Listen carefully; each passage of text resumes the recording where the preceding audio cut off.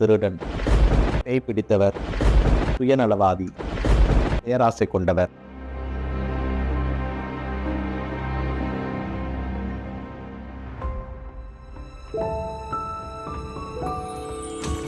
எல்லாம் உனக்காக.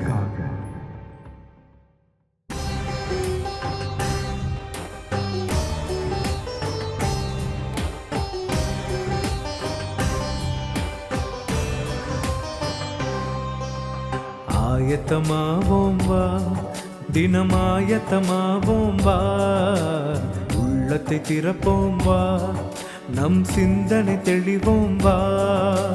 40 நாளில் மாற்றம் துவங்க ஆராய்ந்தறிவோம் வா. இந்த 40 நாளில் மாற்றம் துவங்க ஆராய்ந்திடுவோம் வா. நல்வழியை தேர்ந்தே வா, இறை வார்த்தையில் நடப்போம் வா.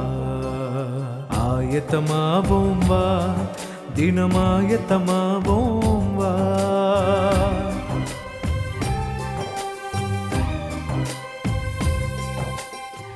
எப்படி ஆண்டவர் இயேசு கிறிஸ்துனுடைய பாடுகளிலே அன்னை மரியாள் ஒரு தவிர்க்க முடியாத ஒரு பெண்மணியாக இருக்கிறாரோ, அதுபோலவே இயேசு கிறிஸ்துனுடைய மீட்பு திட்டத்திலே இன்னொரு தவிர்க்க முடியாத ஒரு ஆள் என்றால் அது யூதாசு இஸ்காரியத்து. அவரை பற்றி தான் சிந்திக்க இருக்கிறோம். இந்த யூதாசு இஸ்காரியத்தை பற்றி நான் பேச வேண்டும் என்றால் பொதுவாகவே நமக்கு ஒரு மனதில் ஒரு எண்ணம் இருக்கும். இவர் இயேசு கிறிஸ்துவை காட்டி கொடுத்தவர்.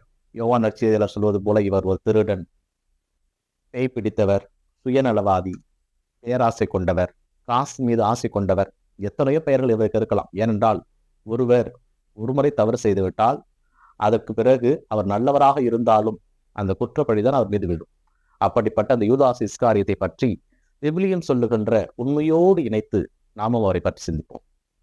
விவிலியத்திலே நாம் பார்த்தோம் என்றால் இயேசு செய்த அருமடையாளங்களிலே மிக முக்கியமான இடங்கள் அனைத்திலுமே இவர் இருந்திருக்கிறார். 5 அப்பம் 2 மீனை 5000 பேருக்கு பகிர்ந்து கொடுத்த பொழுது இயேசுவோடு இவர் இருந்திருக்கிறார்.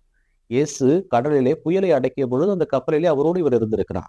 இயேசு லாசரை உயிரோடு எழுப்பிய பொழுது அங்கேயும் யூதாசு இஸ்காரியத்தை இருந்திருக்கிறார். அப்படி என்றால் இயேசுவின் மீது எந்த அளவிற்கு இவருக்கு பாசமும் மரியாதையும் இருந்திருக்க வேண்டும் என்பதை நாம் புரிந்து கொள்ள முடியும். இப்படி இருந்த யூதாசு இஸ்காரியத்தா இயேசுவை காட்டிக் கொடுத்தார் என்று நாம் யோசிக்கின்ற பொழுது நமக்கு இன்னொரு செய்தியை லூக்கா நற்செய்தியாளரும் யோவான் நற்செய்தியாளரும் கூறுகிறார்கள். ஏனென்றால் இயேசு கிறிஸ்து சொல்லுகிறார், உங்களிலே ஒருவன் என்னை காட்டிக் கொடுப்பான் என்று. இயேசுவுக்கு தன்னுடைய சீடர்கள் அத்தனை பேருடைய பெயரும் தெரியும். ஆனால் அங்கே என்னை உங்களில் ஒருவன் காட்டிக் கொடுப்பான் என்று பெயரை குறிப்பிடாமல் சொல்லுகிறார். அப்பொழுது சூழ்ந்திருக்கின்ற அனைவரும் ஆண்டவரே நானோ என்று கேட்கின்ற பொழுது ஆண்டவர் எந்த பதிலும் சொல்லவில்லை. ஆனால் யூதாசு இஸ்காரியத்தும் கேட்கிறார், ஆண்டவரே நானோ என்கிறார், நீயே சொல்லிவிட்டாய் என்கிறார். ஏனென்றால் கடவுள் மீது ஒருவர் அதீத நம்பிக்கை கொண்டிருந்தால் 2 விஷயங்களை அவர் சந்திக்க நேரிடும். ஒன்று, இறைவனோடு 2 கலந்து விடுவார். இன்னொன்று, இறைவனை விட்டு முழுவதும் பிரிந்து விடுவார். இங்கே யூதாசு இஸ்காரியத் என்கின்ற அந்த கடவுளுடைய சீடர்களில் ஒருவர் சாத்தானால் ஆட்கொள்ளப்படுகிறார். ஏனென்றால் இறைவனோடு இணைந்திருக்கிறார். அவரை முற்றிலும் அவரிருந்து நாம் பிரிக்க வேண்டும் என்பது சாத்தானுடைய செயல்பாடு. ஆகையால் ஆண்டவரே நானோ என்ற உடனே, நீயே சொல்லிவிட்டாய் என்ற உடனே அவர் அங்கிருந்து வெளியே சென்றதாக லூக்கா நற்செய்தியாளர் பதிவு செய்திருப்பார். இங்கே நாம் எப்படி இதை எடுத்துக்கொள்ள வேண்டும் என்றால், யூதாசு இஸ்காரியத் என்கின்ற அந்த இயேசு கிறிஸ்துனுடைய சீடர்கள் ஒருவர் அவர் கொடுத்த அதிகாரத்தின்படி பேய்களை ஓட்டி இருப்பார், நலன்கள் பல செய்திருப்பார். இயேசுவுக்கு இவர் மீது இருந்த நம்பிக்கையால் தான் பொருளாளர் பதவி அவர் கொடுக்கப்பட்டது. இருப்பினும் அவருடைய எண்ணம் எங்கே மாறியது என்றால், சாத்தான் அவரை மாற்றியது. தொடக்க நூலிலே ஆதாமையும் ஏவாளையும் எப்படி சாத்தான் ஏமாற்றியதோ அதுபோல இவரை ஏமாற்றியது. நாம் எதை வைத்து இதை புரிந்து கொள்ள வேண்டும் என்றால், இயேசு கிறிஸ்துவை இவர்தான் காட்டிக் கொடுக்க போகிறார் என்றால் அந்த இடத்துல ஆண்டவரே நானோ என்று அவர் கேட்டிருக்க மாட்டார். அதன் பிறகு இயேசு கிறிஸ்து காட்டி கொடுக்கப்பட்ட பிறகு மாசற்ற ரத்தத்தை காட்டி கொடுத்து விட்டனே என்று தன் கையில் வைத்திருந்த காசை தூக்கி எறிந்து விட்டு தூக்கு போட்டு இறந்து போனதாக நற்செய்தி நமக்கு சொல்லுகிறது.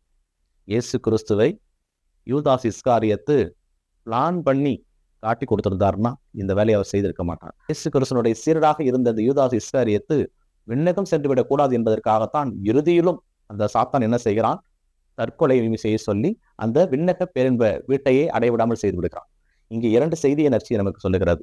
ஒன்று, கடவுளுக்கு எதிராக நாம் சென்றாலும் நாம் கடவுளுடைய ஆசீர்வாதத்தை பெற முடியாது. நமது உயிரை நாமே எடுத்துக்கொண்டாலும் கடவுளுடைய ஆசையை பெற முடியாது. யூதாசு இஸ்காரியத்து என்கின்ற அந்த கடவுளுடைய சீடர் கடவுளுக்கு உகந்தவராக தான் வாழ்ந்தார். அதனால்தான் சாத்தானால் சோதிக்கப்பட்டார். யோபு சோதிக்கப்பட்டது போல. ஆனால் யோபு திரும்பி வந்து விட்டார். ஆனால் யூதாஸ் இஸ்காரியத்து தன்னுடைய காழ்ப்புணர்வால், தன்னுடைய மனம் வெந்து நொந்து தூக்கிட்டு இறந்து போனார். இந்த நாளிலே இந்த யூதாசு இஸ்காரியத்தினுடைய வாழ்க்கையை அறிந்து கொண்டிருக்கின்ற நாம் மற்றவரையும் இதே நோக்கத்தோடு பார்க்காமல், இறைவன் எந்தெந்த வகையிலே மனிதனை அவர் படைத்திருக்கிறாரோ அந்தந்த வகையிலே மனிதனை கடவுள் ஆட்சி செய்ய வேண்டும் என்று நாம் செபிப்போம். Don't judge the book by its own cover.